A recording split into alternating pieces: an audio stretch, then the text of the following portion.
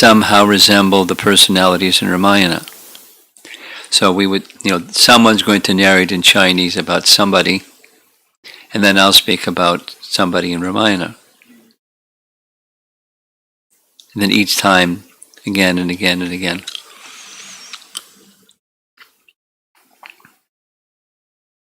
And the theme overall is going to be surrender, because according to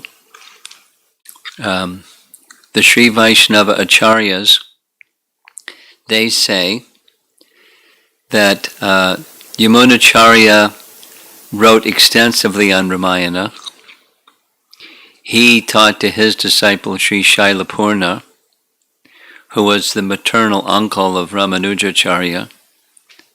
Ramanujacharya learned everything from Sri Shailapurna, and then he in turn instructed his followers, and over the years, disciplic succession is taking, there's 18 main points, main themes from the whole of Ramayana, and many of them are connected to the principle of surrender. So we're focusing on the principle of surrender in Ramayana. And characters have been selected that have some illustration of this. Like the very first one, just sharing while we're waiting. The first one is Hanuman, first personality. And in Chinese history, there's a very celebrated Buddhist monk named Shenzhen, who in the 600 AD, from the Tang Dynasty, he made an overland journey all the way from the eastern part of China through, following basically like the Silk Road path, but he was life-risking, so many big adventure, and he made it all the way to the birthplace of Buddha, where there was just one remaining 100-year-old celebrated scholar monk in their seminary or their ashram, where he taught in Sanskrit. He taught to Shenzhen the Buddhist teachings. Then he made copies of so many different parts of Buddha's original writings, and by land took them all the way back. So he was a really good historian. He kept record of everything, every place, every exchange, every person, because there's not much known about the world at that time, but he was really, really good at keeping track of things. And that was in his Chinese language. And then nearly 900 years later, a Chinese poet came along and took his history and made it into another book called Journey West. The Journey West, something like that. And he blended the actual history of Shenzhen's journey with Ramayana. One of the principal characters in that, the Journey West, is Monkey King, named some Chinese name. And he had mystic powers, and he could fly, and this and that and the other thing. And he was part of Shenzhen's journey. He just blended Ramayana with history. And today, I was told by the Chinese devotees, it's one of the 4 essential literatures that every Chinese student that goes to school learns. So they all know the Monkey King. So when we tell the story of Hanuman, they're going to go, wow, we know that one. And then they have other personalities and other personalities. Like this evening, we'll be going to be discussing Jetayu and Sampati. So in their literature, they similarly have something that resembles. So they'll hear, 5 minutes, short, the little summary, because they all know the histories. And then they'll hear about Jatayu and Sampati, connected with Ram and Dasaratha and Hanuman. So they're going to get the whole picture, but it's the entry point that the leaders there call it KCCC, Krishna consciousness with Chinese characteristics. Because there's a lot in Chinese philosophy and Chinese history that very closely resembles Vedic philosophy and Vedic history. There's obviously some big differences too, but the fit is really easy, and it'll help them comfortably glide from where they've been to the Vedic picture of things by adding the Chinese characteristics to Krishna consciousness. That's part of the global strategy for presenting things there. So you ready with the drum? If you want, I can do it because I haven't done it either. But Jaya Radha Madhava Kunja Bihari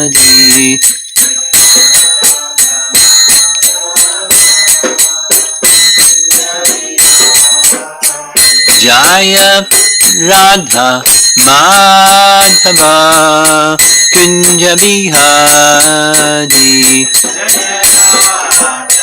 Madhava Kunja Bihari Gopi Jana Vallabha Girivardhari Gopi Jana Vallabha Girivardhari Gopi Jana Vallabha Girivardhari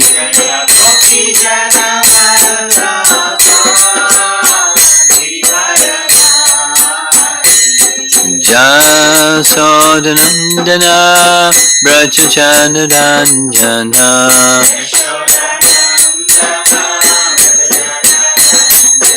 Jasodanandana Brajachandranjana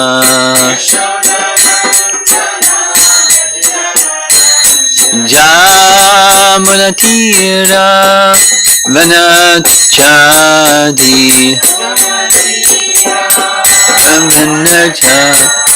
Jamunatira Vanachadi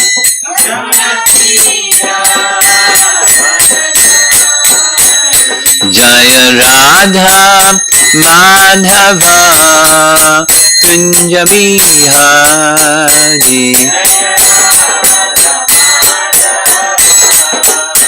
Kunja Bihari Jaya Radha Madhava Kunja Bihari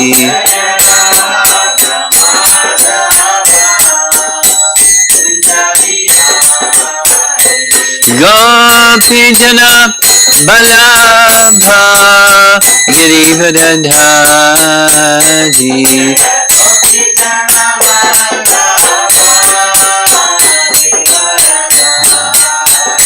Gopi Jana Vallabha Girivardhari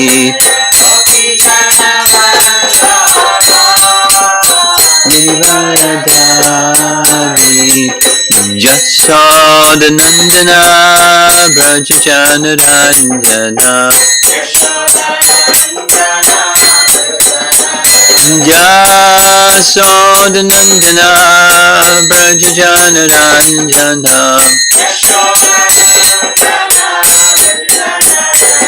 Jamunatira Vanachadi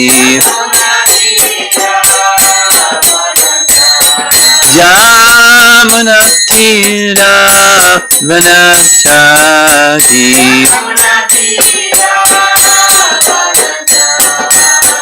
Jaya Radha Madhava Kunja Bihari Madhava Kunja Bihari Jaya Radha Madhava Kunja Bihari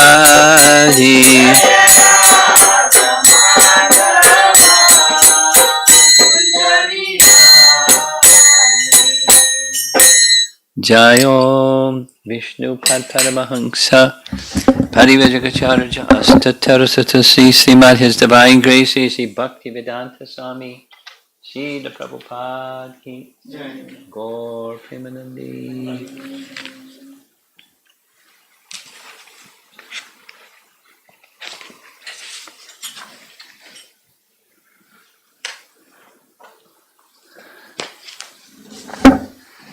This evening we are discussing two personalities, brothers, Jatayu and Sampati.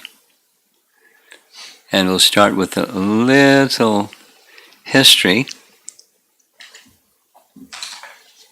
I was unable to find the history of Jetayu and his friendship with Dasaratha. It's mentioned over and over that he had friendship with Dasaratha, but exactly what that exchange was like, so far I've not been able to find. But he was a descendant of Kashyapa. Kashyapa married 13 of the daughters of Daksha, a direct son born of Brahma.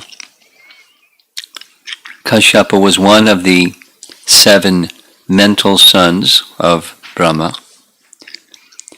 And although he was of a human form, his son, Jetayu, was a vulture. This is one of the functions of the Prajapatis. Somehow,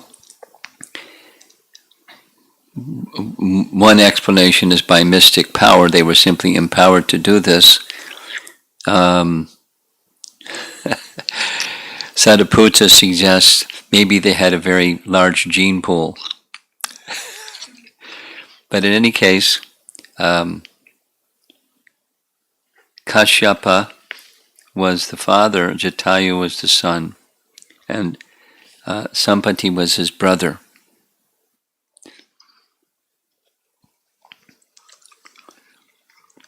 We'll cover the genealogy a little bit more at the end. But they were born during Satyuga, so which is approximately 1 million years before Ram's pastimes. So way towards the beginning of creation. And so the history goes like this. There's 2 different histories. We'll hear one of them and then note it's a little bit different version from the different Ramayana. They wanted to test their ability, how high they could fly. So they went to the Kailash mountain range and they informed the sages at Kailash that they wanted to catch the sun. And when the sun rose the next morning, they declared they would follow the path of the sun for a whole day. And the sun rose and they followed the path of the sun. And as they flew higher and higher and higher, both trying to defeat one another how high they could fly, at noontime it became blazing hot. Jetayu was the younger brother, and Jetayu became fatigued by the heat of the sun, and Sampati recognized that fatigue, and so Sampati spread his wings to protect his younger brother. But the scorching heat of the sun melted his wings, or burned his wings, blazed his wings, and he fell. And he fell to the Vindhya Hills. Vindhya Hills somewhere in central India. And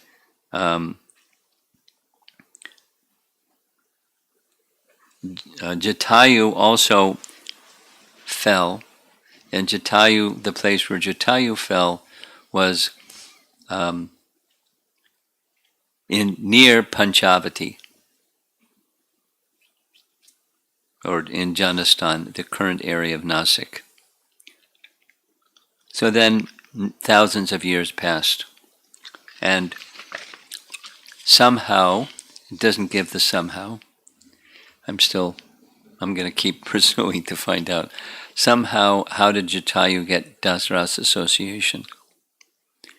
But when Ram was in the forest, after spending some time, 10 plus years, 11 plus years, he went to the ashram of Agastya Muni. All that time he was visiting different rishis' ashrams, and Agastya suggested Panchavati is a very nice place for him. So now I'm just going to read.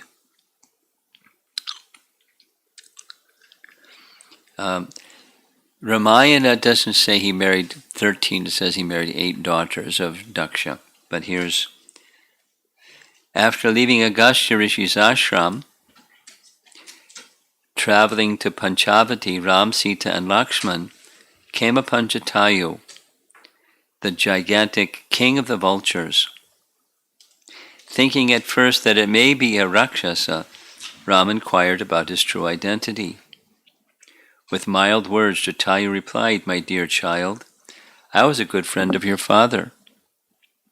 Long ago, Kashyapa married 8 daughters of Prajapati Daksha. From Vinita, one of those 8 daughters, Aruna was born." And who's Aruna? Aruna means dawn. It's said Aruna was the chariot driver of the sun god.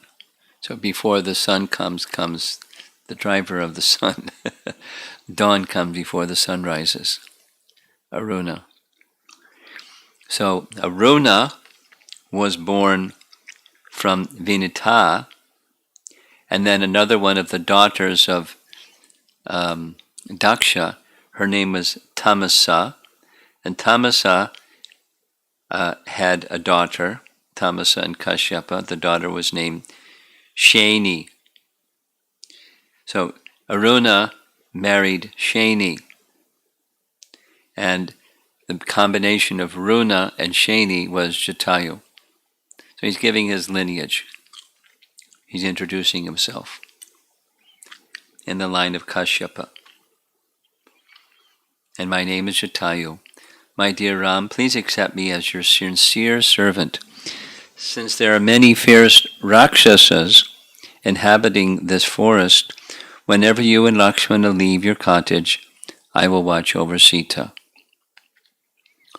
And his words were so simple and truthful, and his demeanor was such that Ram immediately accepted. A dear friend of Dasaratha. That doesn't say that he knew about Dasaratha's friendship with Jatayu, but he just accepted. And we don't hear too much about Jatayu until Ravana makes his appearance. And when Ravana makes his appearance and he starts abducting Sita, the summary of the storyline is Jatayu was wakened by Sita because he was asleep in a tree, and she asked Jatayu to go carry a message to Ram that she's been abducted. But Jatayu couldn't just let Ravana carry her away, so he spoke very strongly and engaged in a fierce battle that lasted an hour, and eventually Jatayu was finished.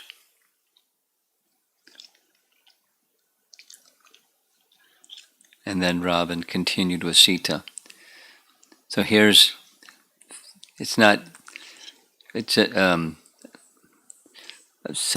a modest summary of what Ramayana says about this event. In desperation, Sita called out to the trees, the rivers, birds, and animals, begging them to inform Ram that she had been abducted. Just then Sita saw Jatayu sleeping while perched atop a tree. Sita called out to him, "Jatayu, please help me. Please go now and tell Ram that I've been kidnapped by the evil Ravana." Hearing Sita's cries, Jatayu awakened, and seeing how she was being roughly handled by Ravana, he challenged the king of Rakshasas, saying, "Oh, Ravana, I am Jetayu, king of the vultures. How can you dare lay your hands on the wife of another? Beware, for you are carrying a poisonous snake in your arms. I am now 60,000 years old and without weapons, and you are young with many weapons. But I will not allow you to carry away Sita. I warn you, give up your evil intentions, or else prepare to be hurled from your chariot like a ripe fruit falling from a tree." He's pretty eloquent. How could a king observe the codes of martial conduct touching someone else's wife? The wives of kings especially deserve protection. Arrest this degraded idea of touching another man's wife. A sober person does not do that for which another might ridicule him. A wise man should protect others' wives as much as he does his own. Since you are fickle and sinful by nature, how have you achieved the position of a ruler? Like a low-class rogue riding in a celestial vehicle. One who is by nature lusty cannot get rid of that nature, for nobility does not reside for long in the house of the wicked. Since the righteous Ram has committed no crime in your city or kingdom, why do you commit a crime against him? If Kara, while residing in Jandastan, exceeded his limits on account of Shurnapaka and was therefore slain by Ram, tell me truthfully how that was Ram's fault, for which you are now kidnapping his wife? Immediately set Sita free. Who will perform an act which is not conducive to righteousness? As long as I am alive, you cannot take Sita away. I have to do what is pleasing to the great soul Ram and to King Dasaratha, even at the risk of my life. Wait! Oh, Ravana, look! I shall offer you hospitality in the form of a fight as best I can. Oh, I'm surprised he got all that out, because Ravana doesn't take kindly to people speaking like this to him. So a fight began. It appeared that two great mountains were striking one another. Ravana discharged many weapons at Jatayu, while the giant vulture inflicted wounds upon Ravana with his taloned feet. Although Jetayu was pierced by many powerful arrows, the sight of Sita crying while seated upon Ravana's chariot enabled him to tolerate the pain. While attacking Ravana, Jetayu warded off the onslaught of arrows with his wings and managed to break Ravana's bow with his feet. Gaining this advantage, Jetayu quickly cut off Ravana's armor, and with his sharp claws he killed the mules yoked to the chariot. The heroic Jetayu then proceeded to smash the chariot to pieces, while simultaneously striking off the head of Ravana's driver with his beak. His chariot broken, Ravana fell to the ground, while tightly clasping Sita in his arms. As they witnessed this wonderful display of prowess, All the creatures watching applauded Jatayu's valor, who then spoke, "Oh, less intelligent Ravana, surely it is for the slaughter of the Rakshasas that you are trying to carry away the wife of Ram. With your friends and relatives, ministers, army, and retinue, you are drinking a deadly poison. Not foreseeing the results of their activities, the ignorant quickly perish, as you will too. Since you are caught in the noose of death, like a fish that has swallowed a hook, along with the bait." Apparently they had hooks and bait during this period of time too. I guess modern people think it's a new invention, but how will you get free? The manner in which you, a coward, have executed this deed denounced by the world is the path trodden by thieves, not heroes. You will shortly lie down dead on the ground like your brother Kara. You have committed such an outrageous action for your own destruction, as a person may do at the time of death. So, chivalrous talk, but he was quite old and he was becoming fatigued.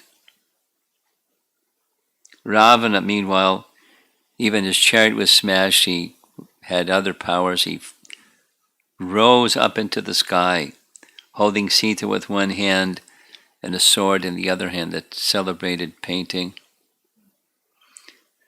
Then, sharply condemning Ravana, Jetayu suddenly swooped down, landing on Ravana's back, and began clawing his back and pulling his hair so forcibly that the Rakshasa king's lips quivered with indignation.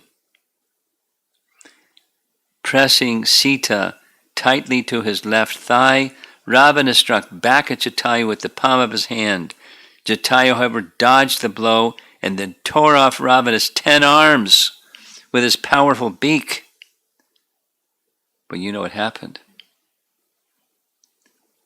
Ravana's arms, however, were immediately replaced with new arms. Leaving Sita aside, the king of Rakshasas began striking Jatayu with his fists and feet. The fighting continued for nearly an hour. Finally, in desperation, Ravana took up his sword and cut off Jatayu's wings, feet, and flanks, causing him to fall mortally wounded to the ground. In urgent distress, Sita rushed to where Jatayu lay, embracing him with tears in her eyes. Ravana, however, quickly grabbed Sita by the hair and carried her off as she cried out in grief, "Ram! Ram!" That's part 2 of Jatayu. They're meeting, the battle with Ravana, and then the final scene with Jatayu is his departure from the world, and Ram's performing his funeral rites. So, when, you know the story, when Ram comes back to Panchavati to find where is Sita, and she's missing, he and Lakshman go searching everywhere, and he enters into this madness, delirious madness, and Lakshman has to pacify him again and again. And finally, in searching and searching and searching, they see Jatayu. When they see Jatayu at some distance, Ram thinks maybe he is a Rakshasa. Maybe he has devoured Sita and is now lying fatigued because the place was all bloody. So he pulled out an arrow and fixed the arrow to his bow. And just to be prepared, but when he understood that it was Jatayu fatally wounded while trying to rescue Sita from the clutches of Ravana, Ram threw his bow down and embraced Jatayu, now doubly aggrieved in seeing the plight of his servant. Ram anxiously asked, "Oh, Jatayu, please tell me everything you know about Sita and her abductor." Dying, Jatayu replied, "Ravana took Sita away at a particular time of day known as Vinda." I know a devotee whose parents named him Vinda. Vinda, not Brinda. Vinda. Vinda. If a person loses something at this time, he will surely reclaim it very soon. My dear Ram, do not be overly aggrieved because of Sita, for you shall certainly regain her after killing the Rakshasa king in battle. I mean, he's dying and he's like Bhishma Day pacifying Yudhishthira. Then, as Jatayu described Ravana's exalted lineage. So what's Ravana's exalted lineage? It goes Brahma, Kardama, Polastya, and then Vishravas, and then Ravan. So he's giving the lineage of Ravan. Excellent lineage, and then disgusting Ravana. He suddenly gasped his last breath while uttering, "Ram! Ram!" Ram then told Lakshmana, "I am more saddened at the death of Jetayu, who selflessly gave his life for my sake, than the kidnapping of Sita. Go now and bring some wood and logs so we may cremate his body. O Jatayu, celebrated. O Jatayu, with my permission, go to the transcendental world. Since I have purified you, you may now go there. Let it be known that Jetayu will attain the highest destination as a reward for service rendered unto me." They did the procedures, the fire, the mantras, the rituals, performing oblations in the Godavari River, bathing, and now carrying on with the search for Sita, based upon information they heard from Jatayu. So just a little summary about the exaltedness of Jatayu. He's a celebrated example of one who simply dedicated his life, literally and figuratively, in all ways, to service to the personality of Godhead. This is now Sri Vaishnava, a commentary. Jatayu represents an example of the principle of surrendering oneself to the Supreme Lord, Atma Nivedana. So we have hours from the Bhagavatam, Bali Maharaj, and similarly Jatayu. Ram did not have the opportunity to perform the funeral for his father, but he did for Jatayu. And then next is his brother, his elder brother, Sampati. So the scene where we are introduced to Sampati in Ramayana is after the journey heading south, headed by Angada, the son of Vali, and Hanuman, and Jambavan. You're like a really good team. They were given the assignment to go search for Sita in the southerly direction, because the understanding was that although it was known, because the Vanaras saw him heading in a southerly direction, heading over Kishkinda and Rishimukh Hill, Rakshasas can live anywhere or go anywhere. They don't. He has his kingdom, which they didn't know where that was, but he could be in the netherworld. He can be in anywhere. So they had to actually find Sita. Where has he taken Sita? So they were the trusted group, but they had failed. And then they realized the 30 days given by Sugriva has expired. He's such an onerous person. If we come back after the 30 days, what to speak of come back empty-handed? He may kill us. And, they start worrying and wondering and all that. And Hanuman speaks very positively about Sugriva. That's not his nature. He'll appreciate the sacrifices that we've rendered and the difficult challenges that we've met along the way. And he'll be very appreciative of our efforts. And Angada doesn't buy it. Angada said, look, he turned against his brother. His own brother, had his brother killed.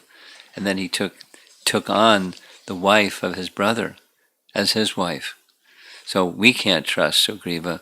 Look, you can go back, but I'm going to fast till death on the shore of the ocean.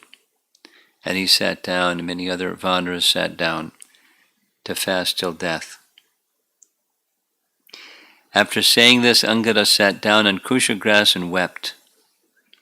The other monkeys surrounded him, likewise determined to give up their lives. Just then, Sampati, the elder brother of Jatayu, came out of his cave and perched on top of a mountain in sight of all the monkeys.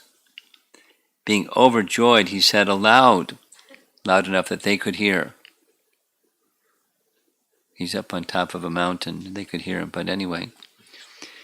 By the grace of Providence, I have gotten some food. After such a long time, when the monkeys begin to fall down dead from starvation, I shall eat them one by one. They all heard this, and Angada got even more agitated, saying to Hanuman, what a horrible fate we now face. This is all the doing of evil Kaikeyi. First, she caused the destruction of the great soul Jetayu, then Vali, and now she will become the cause of our deaths as well. You have heard in its entirety the service rendered by Jetayu, the king of the vultures, who is so desirous of pleasing Sita. Similarly, all living beings, even those born in animal species, do what is pleasing to Ram, giving up their desires and lives like us. Bound by love and compassion for Ram, people serve each other.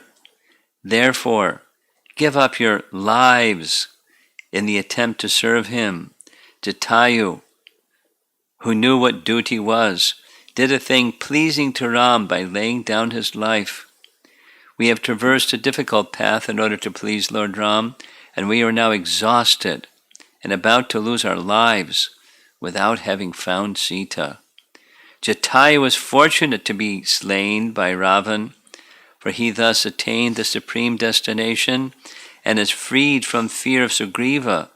The monkeys have fallen into calamity by the death of Jetayu and King Dasaratha, and by the abduction of Sita. Ram and Lakshman, exile in the forest with Sita, Ram's slaying of Vali with an arrow, and the annihilation of the Rakshasas because of Ram's anger. All these brought about by the boons Kaikeyi requested. Angada's mind became greatly agitated. This is Sampati. Sampati's mind, it just says his mind being greatly agitated by hearing their mournful lamentations and seeing them fallen on the ground, the wise Sampati, king of the vultures, spoke piteously. After hearing the words sprung from Angada's mouth, Sampati said, who speaks of the slaughter of my brother Jetayu, who is dearer to me than my own life, thus causing my heart to tremble? How did a battle take place between him and a Rakshasa in Janastan? I am hearing my brother's name after a very long time. With your help, I wish to come down from this mountain perch. I am very pleased to hear the praising of my younger brother after such a long time, for he was qualified and deserving of praise for his prowess. O monkeys, I wish to hear about the death of my brother Jatayu, who lived in Janastan. How did King Dasaratha, who is a friend of my brother and the father of Ram, die? My wings have been burned by the sun's rays, and therefore I cannot fly. I want to come down from this mountain. O conqueror of enemies, since only moments earlier Sampati had expressed a desire to eat them, which all of the monkeys heard, they could not readily put much faith in his words. However, they reasoned, we're going to die in any case by fasting. Therefore, if this gigantic vulture eats us alive, it only means that our suffering will end more quickly. The monkeys thus went and helped Sampati down from the mountain top.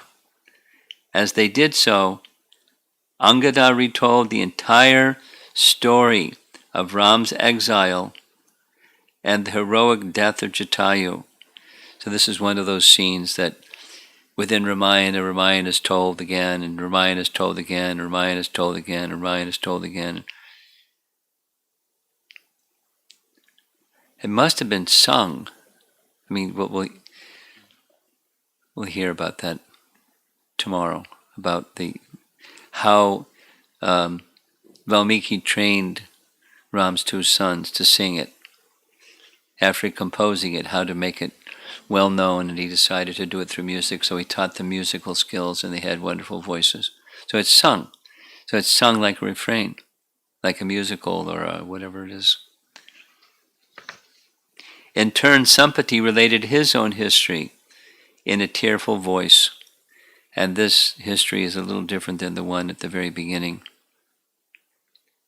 Long, long ago, after Indra killed Vritrasura, Jatayu and I wanted to test our prowess and decided to challenge the King of Heaven.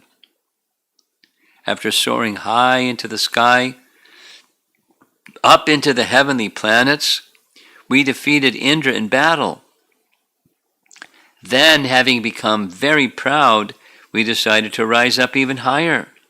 Thereafter, we approached the sun. Jetayu grew faint from the great heat. To save him, I covered Jetayu with my wings. However, as a result, my wings became burned, and I fell down onto the Vindhya mountains. So it's a little different how he lost his wings and how they were flying. Angada then interrupted, saying, wait, if you are actually the elder brother of Jetayu and our well-wisher, then give us information about the abode of Ravana. Sampati replied, because I am now very old and my wings are burnt, I am unable to physically serve Lord Ram, but I can, however, do so with my power of speech. I was told that a young lady was carried away by Ravana, and while crying out, Ram, Ram, she drops some of her ornaments out to the ground. I know that this Ravana is the king of the Rakshasas, and his kingdom, Lanka, is situated on an island 100 yojanas from the southern shore. Because I am a descendant of Kashyapa and Vinita, remember? Daughters of Daksha were married to Kashyapa. So Kashyapa and Vinita, one of his wives, gave birth to two children, Garuda and Aruna. So Aruna's wife was Shani, one of the daughters, who gave birth to two heroic mighty sons named Sampati and Jetayu. So Because I'm a descendant of Kashyapa and Vinita, my vision extends for more than 100 yojanas. Vultures have good seeing power anyways, but he has celestial seeing power. He can see more than 100 yojanas, which is 800 miles. It's pretty good. I can see the golden city from here. My dear monkeys, you will be able to find Sita in Lanka, guarded by the Rakshasa women. Now please, be so kind as to grant me one favor in return. Take me to the ocean so that I can offer water for the departed soul of my brother. The monkeys were overjoyed to hear about Sita. Thus, casting aside their vow to fast until death, they took Sampati to the ocean and quickly returned. Jambavan then asked, "How did you come to learn that Sita had been abducted by Ravana?" In reply, Sampati explained. Interesting story. After my wings were burned, and I fell onto the Vindhya mountains, my son, Suparshva, began to take care of me and bring me food. Once, I was very hungry, and when Suparshva returned home without food, I chastised him. My son then said, "While searching for flesh today, I happened to see a giant Rakshasa carrying away a young woman through the air. I wanted to bring both of them to you to eat, but the Rakshasa asked me in a very friendly manner for me to allow him to pass by. Thus, I could not refuse his request. Afterwards, the Siddhas came and informed me of Ravana's identity, saying that it was fortunate for me that this Rakshasa had not killed me."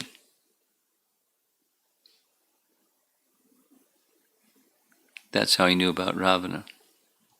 Sampati could see that the monkeys were now confident in his friendship. He then continued to narrate his life story, going back in time. After I fell onto the Vindhya mountains, I remained unconscious for 6 days. When I came to my senses, I went to see the sage, Nisakara, who was living nearby and was known to my brother and me. When I met the rishi, he asked me how my wings had been burned, and I explained the entire incident. I explained that after falling from the sky and not hearing from my brother, in my crippled condition, I contemplated committing suicide by jumping from a mountain peak. Thus, as I stood before him, tears flowing from my eyes, Nisakara replied, "Do not despair, for I give you the following benediction. When, at a future date, you give information to the monkeys about Sita, your wings will reappear, along with renewed energy." Saying this, the sage Nisakara retired to his cottage, and I crawled back to my place in the Vindhya mountains. Thereafter, I simply spent my time waiting for your arrival. After 8,000 years passed, the rishi Nisakara gave up his body and went to heaven. Now, in his absence, I had begun to doubt the validity of his words. Then, as Sampati continued speaking to the monkeys, a pair of wings suddenly sprouted on his body, while simultaneously he felt a surge of youthful energy. With great delight, Sampati encouraged the monkeys to resume their search for Sita. Then, as Sampati soared into the sky, the monkeys headed south, rejuvenated with new hope.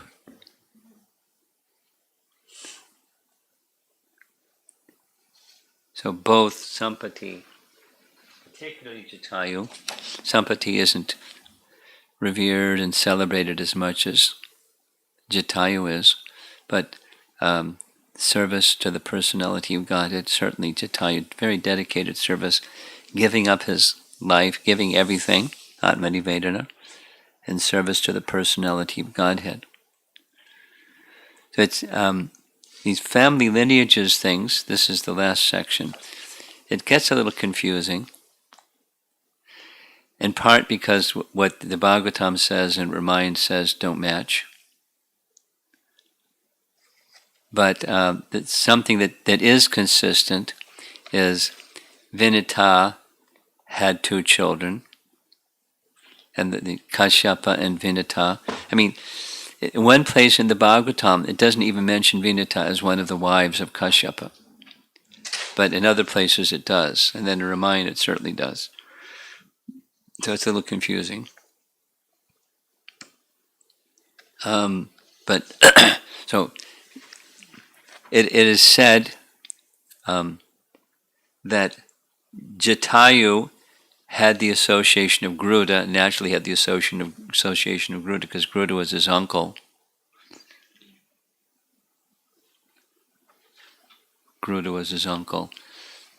Because the two, Garuda and Aruna, were brothers, and Aruna was his father, so it's Uncle Garuda. And he had association with Dasaratha. And I am going to spend some time.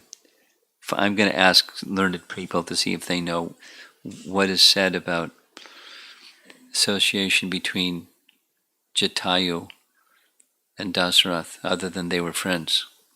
Just mentioning. So Brahma had the progenitors, or the Saptarishis, and Kashyapa was one of them, mind-born sons, it's described.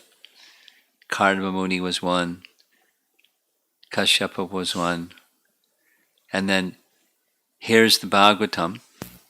No, excuse me, this is Ramayana. The progenitor Daksha had 8 famous daughters, O Ram, Valmiki speaking to Ram. Kashyapa married these 8 beautiful daughters, and it mentions them by name. Aditi and Diti are the first 2. Being pleased with those girls, Kashyapa said to them, "You will give birth to sons like me, who will be masters of the 3 worlds."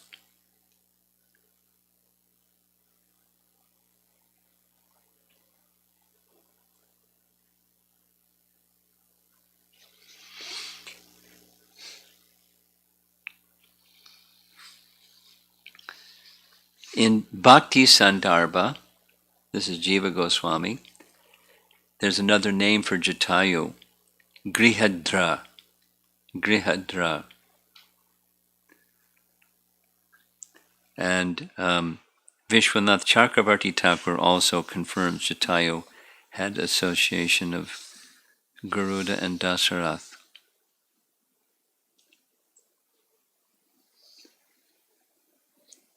So that's the lineage. A little complicated and a little conflicting.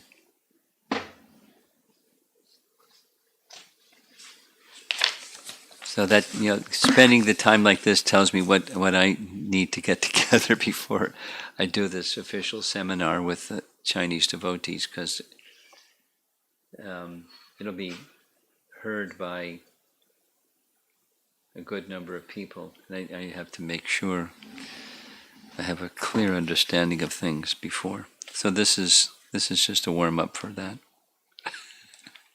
in one sense. So exalted personalities, an emblem of sacrifice and service to the personality of Godhead. And he went back to Godhead. I mean, by Ram's own words.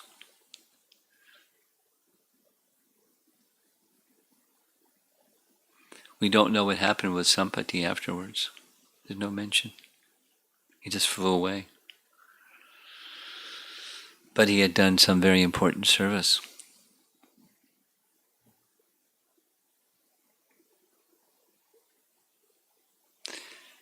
So let's see if there's any discussion.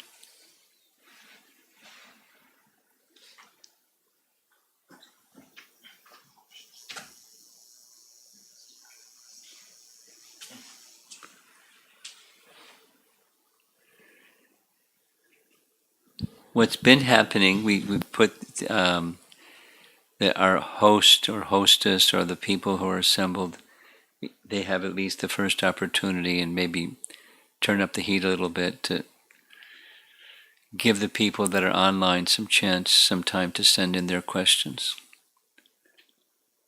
Anything, any thoughts or questions or clarification or anything? Nothing. You're good. Okay. Anything online? Yeah. Okay. So Radha Kunj Behari Prabhu is asking, today I heard from you that Rama personally took care of the last rites of Jatayu. So the only other incident I have heard similar to this is Mahaprabhu lifting Haridas Thakur's Yes. body and carrying him. Yes. It's very similar. Both these devotees are so dear to the Lord. Are there other examples like this in our scripture? That's one part. There is another question. I'm sure there are, but I was thinking the same.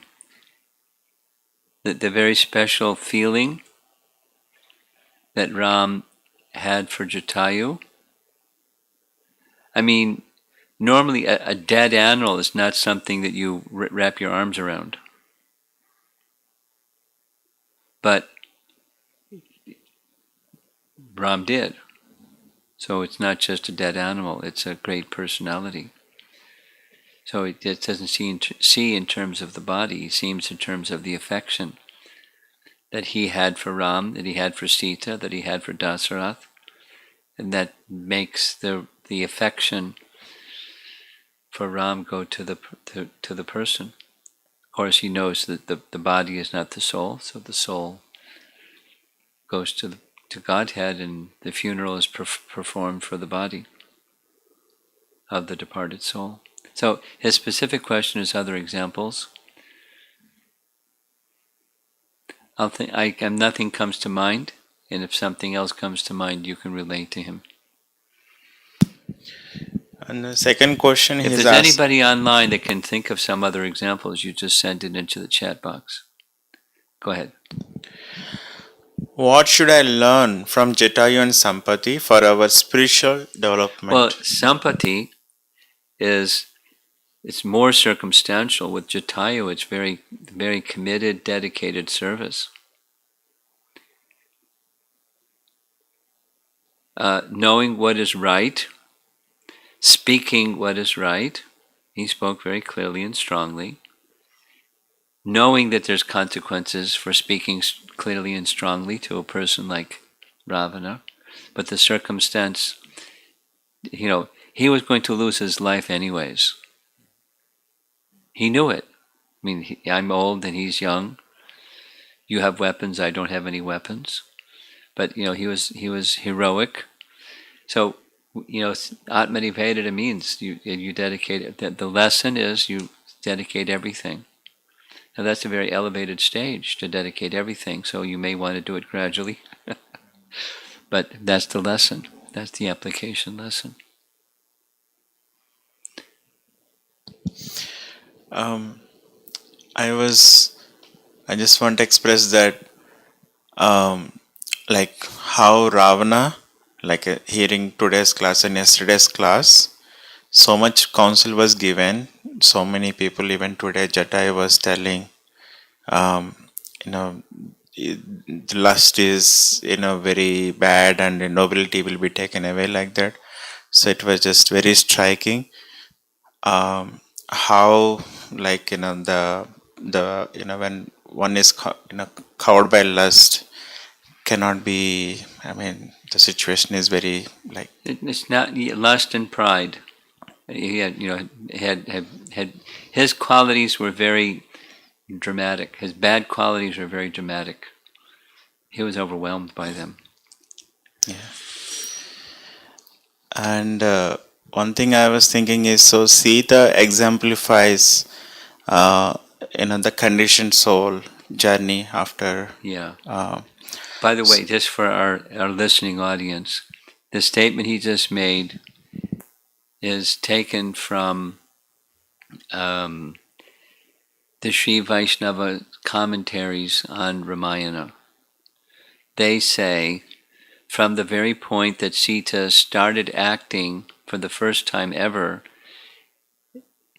upon something that was not the interest of Ram, but her own enjoyment interest, that is, the golden deer scene, that marks her taking on an aspect in the unfolding of Ramayana drama of a living entity leaving the association of Krishna, or the personality of Godhead, and then being captured by the illusory energy or the forces of the illusory energy. So go ahead.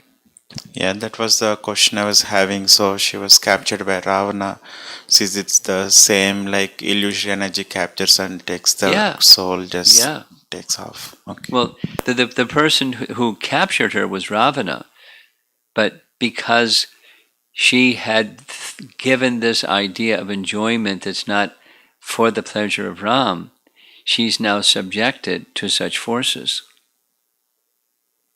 We say it the other way. When one is not thinking that way, you're not subjected to such forces. You're protected. But she was subjected. And therefore, Hanuman, in the Sri Vaishnava explanation, Hanuman serves the function of Guru, who's assigned by the personality of Godhead to go rescue the conditioned soul. That's their. And then there's details and details of things that happened and what Hanuman said and did. And the Guru may also face obstacles in the course of carrying out such function. And the one representing the personality of Godhead, Guru, or otherwise even just carrying messages from the personality of Godhead, as we all do, by preaching and giving messages about Godhead to others. There's challenges and risks, and when one is always protected.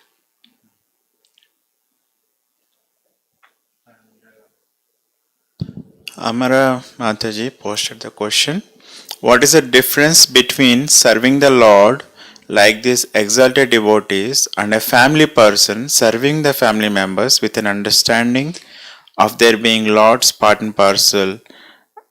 At times it feels selfish. Well, it could be, but it doesn't have to be. And so the functions are different, but the principle is the same. And the principle can be selfish, or the principle can be unselfish.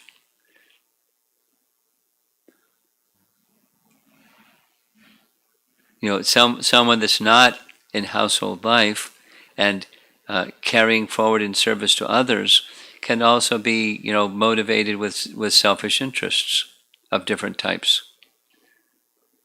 So there's risk anywhere you move or don't move. There's risk in the material world. There's risk. So what we want is to be in the proper consciousness and cultivate the proper consciousness, whatever the ashram, whatever the circumstance. That's it? Okay.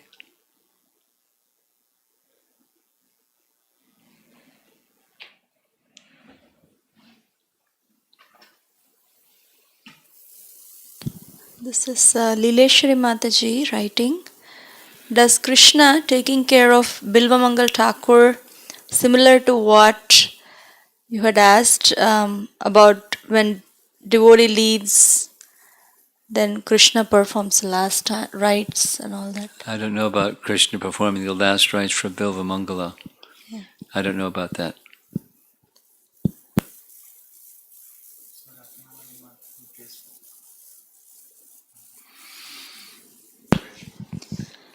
So this is a question from Ratnavali Mataji, Atlanta. While Mother Sita was being carried by Ravana, she told Jatayu to go and fetch Lord Rama. However, he continued to fight Ravana without fetching Lord Rama. Yeah. Why did he choose such an action? Because he said, I can't stand by and watch Sita be taken. So she didn't do what Sita said. He didn't do what Sita said. He fought himself because he couldn't stand. So that's why he did. He couldn't see. When somebody's being dragged away, what are you going to do? Well, call the police. But by the time the police get there, the guy's gone. You got to do something. Okay. Prabhupada ki jai.